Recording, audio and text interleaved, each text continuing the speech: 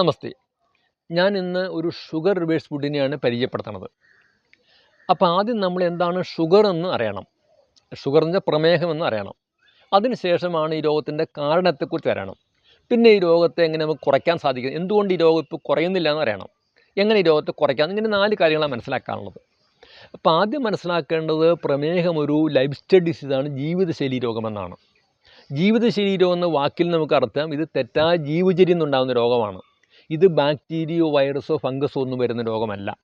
അതുകൊണ്ടാണ് ഒരു മരുന്ന് കൊണ്ട് നമുക്ക് ഷുഗർ എന്ന രോഗത്തെ കുറയ്ക്കാനോ ഇല്ലാതാക്കാനോ സാധിക്കില്ല. കുറയ്ക്കാൻ സാധിക്കും, അത് ബ്ലഡിലെ ഷുഗറിനെ കുറയ്ക്കാൻ സാധിക്കും. ബ്ലഡിലെ ഷുഗർ അല്ല രോഗം. ബ്ലഡിലെ ഉയർന്ന ഷുഗർ എന്ന് പറയുന്നത് രോഗത്തിൻ്റെ ലക്ഷണമാണ്. ഡയബറ്റീസ് മെലിറ്റീസ് എന്ന രോഗത്തിൻ്റെ ലക്ഷണമാണ്. ഇതാണ് നമ്മൾ മരുന്ന് കഴിച്ചോ ഇൻസുലിൻ എടുത്തോ കുറയ്ക്കണത്. പക്ഷെ അത് കുറച്ചാലും ഷുഗറിന് രോഗം കുറയുന്നില്ല. ആ രോഗം നമ്മളങ്ങനെ മരുന്ന് കഴിച്ച് കൃത്യമായി ആശുപത്രിയിൽ പോയി മരുന്ന് കഴിച്ച് ഈ ബ്ലഡിലെ ഷുഗറിനെ കുറച്ച് നിർത്തിയാലും ഇത് പെരുകിക്കൊണ്ടിരിക്കും. അങ്ങനെയാണ് നമ്മളെ കണ്ണ്, കാല്, ലിവർ, ഹാർട്ട്, കിഡ്നി തുടങ്ങിയ അവയവങ്ങളിലേക്ക് ഈ ഷുഗറിൻ്റെ രോഗം, ഷുഗർ റിലേറ്റഡ് ഡിസീസുകളായിട്ട്, അനുബന്ധ രോഗങ്ങളായിട്ട് വ്യാപിച്ചു വരുന്നത്. അപ്പോൾ ഈ കാര്യം ആദ്യം നമ്മൾ ഉറപ്പിക്കുക. അപ്പോൾ ഷുഗറിൻ്റെ കാരണം എന്താണ്? ഷുഗറിൻ്റെ പ്രധാന കാരണം ആഹാരത്തിലെ കാർബോഹൈഡ്രേറ്റിൻ്റെ ആധിക്യമാണ്.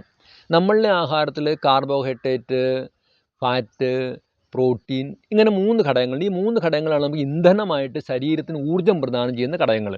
ഇതിൽ കാർബോഹൈഡ്രേറ്റിനെ ദഹിപ്പിച്ച് ചേർക്കണമെങ്കിൽ പാൻക്രിയാസ് ഉൽപ്പാദിപ്പിക്കുന്ന ഇൻസുലിൻ എന്ന ഹോർമോൺ വേണം. അപ്പോൾ കൂടുതൽ കാർബോഹൈഡ്രേറ്റ് കഴിച്ചാൽ കൂടുതൽ ഇൻസുലിൻ ഉണ്ടാക്കേണ്ടി വരും. അങ്ങനെ അത്യധ്വാനം ചെയ്തതിൻ്റെ ഫലമായിട്ട് പാൻക്രിയാസിൻ്റെ ശേഷി നഷ്ടപ്പെട്ടു പോകും.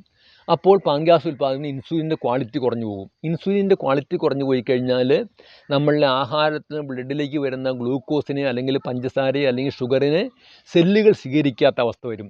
ഇൻസുലിൻ ഉണ്ടെങ്കിൽ മാത്രമേ സെല്ലുകൾക്കകത്തേക്ക് ഗ്ലൂക്കോസിനെ പ്രവേശിച്ചിട്ട് മെറ്റോകോൺട്രിയൽ വെച്ചിട്ട് ഊർജ്ജോൽപ്പാദനം നടത്താൻ സാധിക്കുകയുള്ളൂ. ഈ അവസ്ഥയിലാണ് ബ്ലഡിൽ ഷുഗർ കുമിഞ്ഞു കൂടുന്നത്. അപ്പോൾ നമ്മളുടെ ശരീരത്തിൻ്റെ രക്ഷയ്ക്ക് വേണ്ടിയിട്ട് വൃക്കകൾ ഇതിനെ അരിച്ച് പുറന്തള്ളും. അപ്പോഴാണ് നമ്മൾ ഷുഗർ രോഗിയാണ് അല്ലെങ്കിൽ പ്രമേഹ രോഗിയാണെന്ന് പറയണത്. അപ്പം ഇത്തരം കാര്യങ്ങൾ, ഇത് സയൻസാണ്, ഇത്തരം കാര്യങ്ങൾ നമ്മൾ പഠിച്ചേ പറ്റൂ. അപ്പോൾ ഈ അവസ്ഥയിൽ ഒരു കാര്യം മനസ്സിലാക്കേണ്ടത്, ആഹാരത്തിൽ യഥാഹാരം എങ്ങനെയാണോ ആഹാരം അങ്ങനെയാണ് ആരോഗ്യം. ശരിയായ ആഹാരത്തിലൂടെ മാത്രമേ നമുക്ക് ഈ ആരോഗ്യത്തെ സംരക്ഷിക്കാൻ സാധിക്കുകയുള്ളൂ. അപ്പം ഞാൻ നേരത്തെ പറഞ്ഞു, food can healing, food can killing. ഫുഡാണ് നമ്മളെ രക്ഷിക്കുന്നതും ഫുഡാണ് നശിപ്പിക്കുന്നതും. ഇവിടെ ഫുഡ് ഒരു അന്തകനായിട്ട് തീരുക ചെയ്യേണ്ടത്. ഫുഡിലെ കാർബോഹൈഡ്രേറ്റ് നമ്മളെ നാശത്തിന് കാരണമായിത്തീരുന്നു, രോഗത്തിന് കാരണമായിത്തീരുന്നു, നമ്മളുടെ അകാല മരണത്തിന് വരെ ഒരു പക്ഷേ ഈ ഫുഡ് കാരണമായിത്തീരും. അപ്പോൾ നമ്മൾ ഷുഗർ ഉള്ളവർ ചെയ്യേണ്ട ഏറ്റവും അടിസ്ഥാനപരമായ കാര്യം ആഹാരത്തിലെ കാർബോഹൈഡ്രേറ്റ് കുറയ്ക്കുക എന്നുള്ളതാണ്. അപ്പോൾ ഇത്തരം കാര്യങ്ങൾ പഠിപ്പിക്കുക. അതിന് പകരം ഞാൻ പറഞ്ഞു ആശുപത്രിയിൽ പോവുക ചെയ്യണം. ആശുപത്രി മരുന്ന് കഴിച്ചാൽ രോഗലക്ഷണത്തെ അടിച്ചമർത്തുന്നു. അതുകൊണ്ട് രോഗം ഇല്ലാണ്ടാവേണ്ട, നമ്മളെ മറ്റ് പ്രശ്നത്തിലേക്ക് പോകുന്നു. അപ്പോൾ ഞാൻ ഈ കാര്യങ്ങൾ പഠിപ്പിക്കാൻ വേണ്ടി ആദ്യം കുറേ ബുക്കുകൾ എഴുതി. ഇതെന്നെ ഞാൻ എഴുതിയ പുസ്തകങ്ങളാണ്.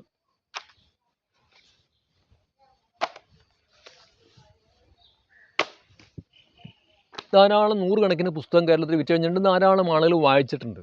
പക്ഷെ അതുകൊണ്ട് മാത്രം നമ്മൾ ഈ വായിച്ച് ഇത്തരം കാര്യം അറിഞ്ഞാൽ പോലും നമുക്കത് വേണ്ടവണ്ണം ജീവിതത്തിൽ പകർത്താൻ സാധിക്കാതെ വരും. നമ്മളുടെ ജീവിത വ്യാപാരങ്ങൾ, അതുപോലെ തിരക്കും മറ്റ് പല പ്രശ്നങ്ങളും അറിവില്ലായ്മ കൊണ്ടൊക്കെ വരും. അപ്പോൾ അതുകൊണ്ട് ഞാൻ പിന്നെ ഒരു ഫുഡ് കൂടി തയ്യാറാക്കി. ഇപ്പോൾ സാധാരണ നമുക്ക് മേടിച്ച് വെറുതെ കഴിക്കാവുന്ന തരത്തിലുള്ള ഫുഡ്. അപ്പോൾ ഫുഡെന്ന് പറയുമ്പോൾ അതിനകത്ത് ചില ഘടകങ്ങളുണ്ട്. ഷുഗറുള്ള ആളുകളുടെ ഫുഡിന് ഒന്ന്, അതിനകത്ത് കാർബോഹൈഡ്രേറ്റ് കുറഞ്ഞിരിക്കും, ഞാൻ തുടക്കത്തിൽ പറഞ്ഞു കഴിഞ്ഞു. 2, ഈ ഫുഡിനകത്ത് എന്ത് വേണം? പോഷകാംശങ്ങളെല്ലാം വേണം. ഈ ഷുഗർ വരുന്നത് ചോറിൻ്റെ മാത്രമല്ല.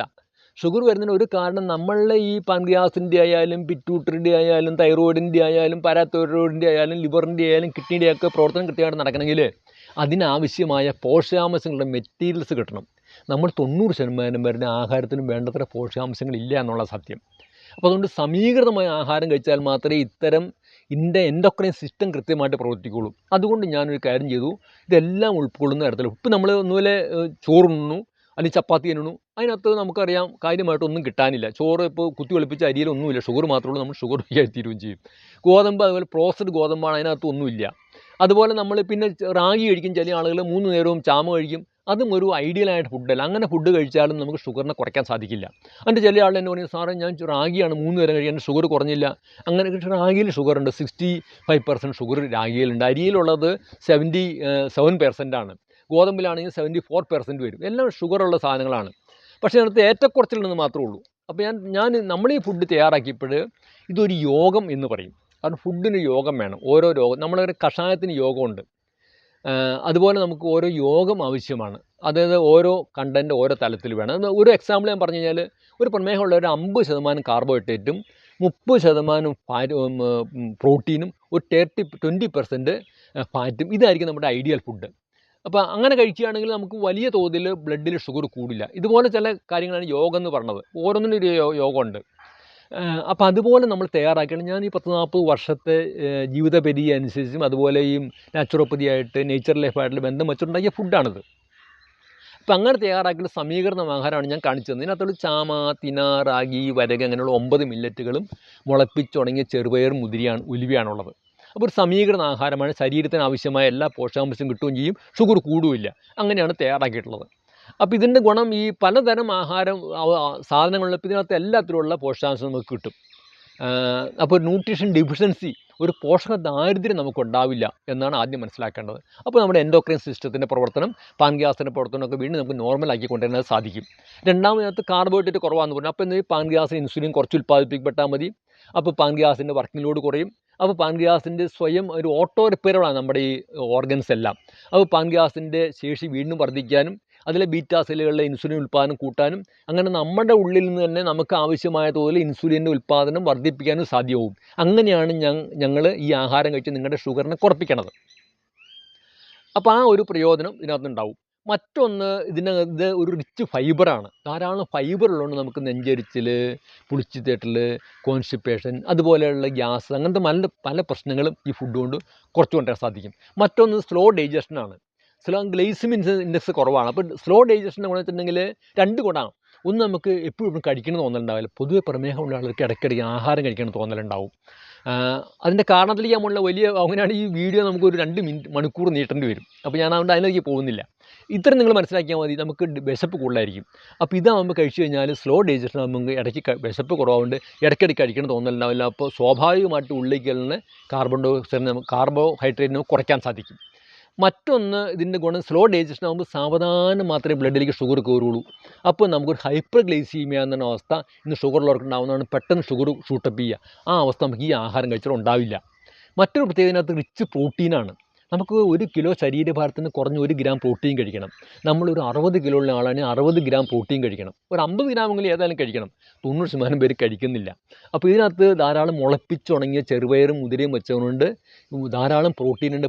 പ്ലാന്റ് പ്രോട്ടീൻ ആവുകൊണ്ട് നമുക്ക് മറ്റ് രോഗങ്ങൾക്ക് ഇനി ഇത് തടസ്സം വരുന്ന രോഗങ്ങളുണ്ടാക്കും. ഇപ്പോൾ കിഡ്നി പ്രോബ്ലം ഉള്ള ആളുകൾക്കോ അല്ലെങ്കിൽ ഫാറ്റി ലിവറുള്ളവർക്കോ കൊളസ്ട്രോളുള്ളവർക്കോ ഒന്നും ഉണ്ടാവുമെന്ന് ഭയപ്പെടേണ്ട.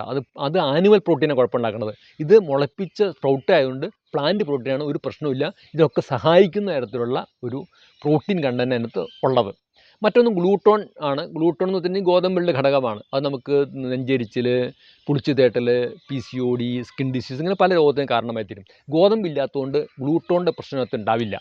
അപ്പോൾ ഇങ്ങനെ പലതരത്തിലുള്ള പ്രയോജനമുള്ളൊരു ഫുഡാണ് നമ്മൾ തയ്യാറാക്കിയിട്ടുള്ളത്. അതുപോലെ ഇതിനകത്ത് വൈറ്റമിൻസ്, മിനറൽസ്, പ്രോട്ടീൻ, ഞാൻ നേരത്തെ പറഞ്ഞ ഘടകങ്ങളെല്ലാം ഈ ആഹാരത്തിൽ നിന്ന് കിട്ടുകയും ചെയ്യും.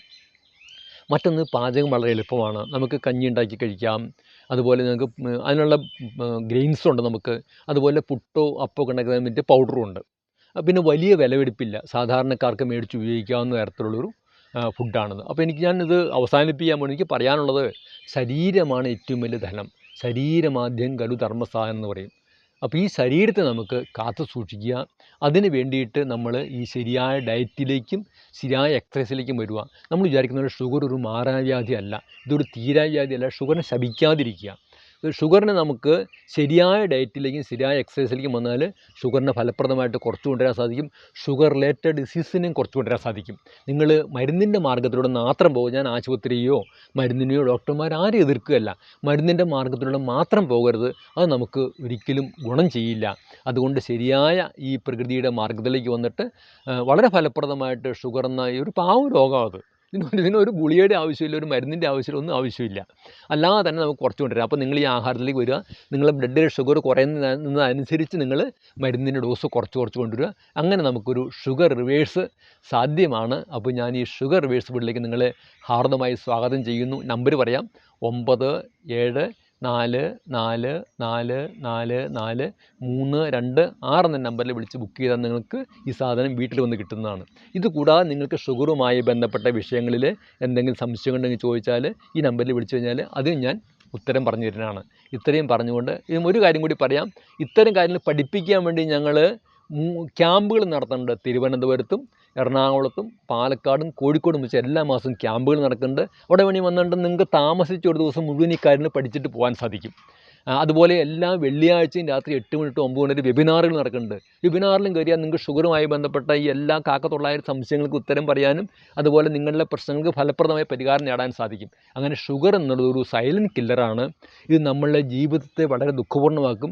അപ്പോൾ അതിന് രക്ഷപ്പെടണം. നമ്മൾ അതിന് മരുന്നിൻ്റെ മാർഗ്ഗത്തിലൂടെ മാത്രം പോകരുത്, ഈ പ്രകൃതിയുടെ മാർഗ്ഗത്തിലേക്ക് വരണമെന്ന് ഒരിക്കൽ കൂടി അഭ്യർത്ഥിച്ചുകൊണ്ട് എൻ്റെ വാക്കുകൾ അവസാനിപ്പിക്കുകയാണ്. നിങ്ങൾക്കെല്ലാവർക്കും ആയുരാരോഗ്യ സൗഖ്യം നേർന്നുകൊള്ളുന്നു.